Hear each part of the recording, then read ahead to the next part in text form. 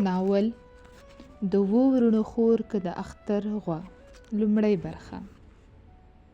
د ولسمشر حامد کرزي لومړۍ دوره پای ته رسېدلې وه. په هېواد کې د راتلونکي نوي ولسمشر د ټاکنو لپاره انتخابات روان وو. عام خلک ټول په خپل کاروبار مصروف وو. زه هم د نورو ځوانانو په څېر سهار به چې له کوره وظیفې ته لاړم، مازدیګر ناوخته به کور ته رالم. خو هر مازدیګر به چې له وظیفې نه راغلم، لومړی به د مور کوټې ته ورتلم. چې کله به مې مور په کوټه کې نه وه، پوښتنه به مې وکړه چې مور مې چیرته ده. هر ځل به مې جواب ترلاسه کوو چې د باندې باغ کې په څپرکي کې ناسته ده. زه به هم چې وروتلم، د مور سره په څنګ کې به یوه پردۍ تورسرې سترګې ولګېدې. په عمر کې زما د مور نه مشره ښکاره کېده. ماښام مې چې مور کوټې ته راغله، پوښتنه مې ترې وکړه: مورې، دا ښځه څوک ده؟ زه چې د باندې باغ ته راځم له تا سره ناسته وي. مور مې راته وویل: زویه، دا یوه کونډه بې اسرې بې سرپرسته ښځه ده. په کور کې کوم نارینه سړی نه لري. سهار په خیر ټولولو پسې له کور نه راوځي، د ماښام په خړه یا ناوخته کور ته ځي. په ژوند کې خدای پرې هېڅ خوشحالي نه ده لورولې. له خپلو ژوندانه نه ډېرې ترخې او بدې خاطرې لري.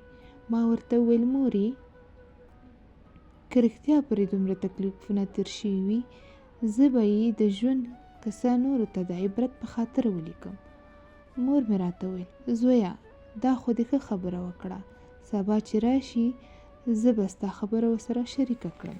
مازدیګر چې کور ته راغلم، له مور نه مې پوښتنه وکړه: مورې، زما خبره دې ورسره شریکه کړه که نه؟ مور مې وویل: ولې نه زویه. کله مې چې ستا خبره ورته وکړه، زیاته خوشحاله شوه. راته وویل چې سبا د جمعې ورځ ده، زوی به دې وظیفې ته نه ځي. ما ورته ویل: نه.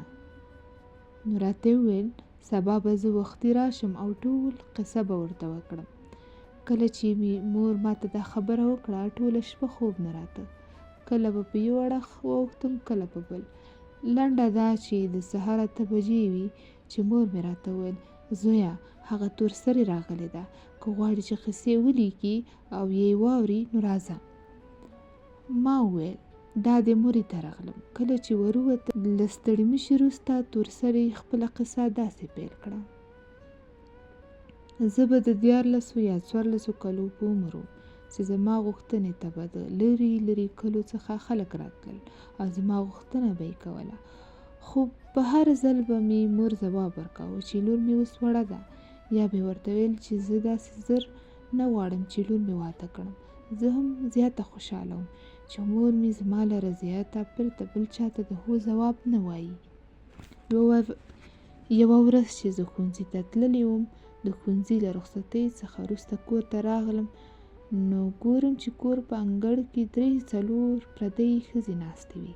زما چې په دوی سترګې ولګېدې، سیده ترې لاړم د مور کوټې ته. هلته مې د ښوونځي ځانګړي کالي بدل کړل. د ښوونځي ځانګړي کالي مې لا میخته نه وو ځوړند کړي چې مور مې کوټې ته راغله. راته یې وویل: برېښنا لورې، غوښتنې ته دې بیا خلک راغلي. څنګه وکړم؟ د ډېرې درنې کورنۍ خلک دي. نورې په ډېرو مرکو هم ستړي کړي یم. لورې، ستا څنګه خوښه ده؟ څه ډول جواب ورکړم؟ زه لږه غلې غوندې شوم. مور مې په دویم ځل همغه خبره بیا تکرار کړه: لورې، ولې غلې شوې؟ راته ووایه که نه، څنګه دې خوښه ده؟ ما ویل: مورې، هغه نورو خلکو ته چې دې څنګه ځواب ورکړی، دوی ته هم همغه شان ځواب ورکړه. مور مې نورې خبرې ونه کړې، بې له ځنډه د باندې ښځو ته ورغله او ورته وویل: لور مې اوس وړه ده، زه داسې زر نه غواړم چې لور مې راڅخه بېله شي. له راغلو ښځو څخه یوې وویل: خیر دی ترورې، یوازې دومره راته ووایه چې ستاسو شوه، نوره چې ستاسو کله خوښه وه، نو زموږ به یې بیا د واده تیاری ونیسو. مور مې ورته وویل: د هو او د نه ځواب نشم درکولی، خو لور مې اوس وړه ده. راغلې ښځې هم پوهه شوې چې زموږ ټینګار بې ځایه دی. نیمه رخصت یې واخیست او لاړې. مور مې کوټې ته راغله او راته وویل: ګوره لورې، ته اوس پیغله شوې یې، یو ځای نه یو ځای خو به خامخا د ځان لپاره انتخابوي، که نن وي که سبا وي. ما وویل مورې زه چې تر څو د لوړو زده کړو نه فارغه شوې نه یم تر هغې واده نه کوم.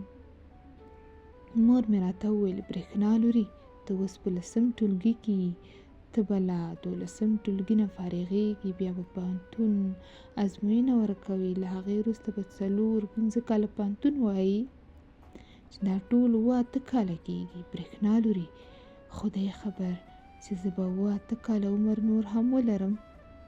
لورې زما داسې خوښه ده چې ته باید زما په ژوندانه واده وکړي. پلار غریب دی خدای وبخي، پلار دې هم نشته چې سم ځای درته لیدلی وای. د مور دې خبرې ډیر زور راکړه، خو مور مې ښه خبره کوله چې ته باید زما په ژوندانه واده وکړي، ځکه پلار خو مې دا 3 کاله کېږي چې له دې نړۍ څخه یې سترګې پټې کړې دي. زه د مور یوازینۍ لور وم، نورې خویندې مې نه وي، خو خدای ورونه راکړي وو.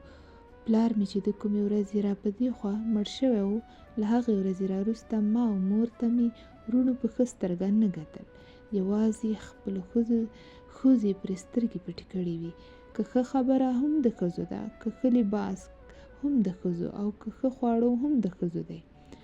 زه په دې فکرونو کې ډېره ژوره تللې وم چې مور مې بیا راته ویل برېښنا لورې ته باید زما په ژوندانه واده وکړي. لورې که څوک دې خوښ وي راته یې ووایه چې هماغه څوک درته وکړم. برېښنا لورې تر څو به راته وایي چې دا ځوان مې نه دی خوښ، دا بې سواده دی، دا داسې دی، دا هغسې دی. لورې چې زما په ژوندانه واده وکړي زه به زیاته خوشحاله شم. ما ورته ویل مورې په دې نن شپه خو مې هسې هم نه واده کوي، زه به له ځان سره لږ فکر وکړم، که څوک مې خوښ وي هم به درته ووایم، او که نه وي هم به ووایم درته. مورې ستا چې کوم ځای خوښ وي هغه ځای زما هم خوښ دی. مور مې زیاته خوشحاله شوه، په سینه پورې یې جوخته ونیولم، په دواړو مخو یې ښکل کړم، په ژړا شوه او راته یې وویل لورې که پلار دې ژوندی وی داسې ژر مې کله ودولي. 7 زامن مې دي خو تش په نامه زامن دي، نه تا ته کومه توجه شته او نه ماته. ما د مور په خاطر وویل مور دومره زړه خوراک څه کوي، زموږ خو خدای شته، خدای به هر څه آسان کړي.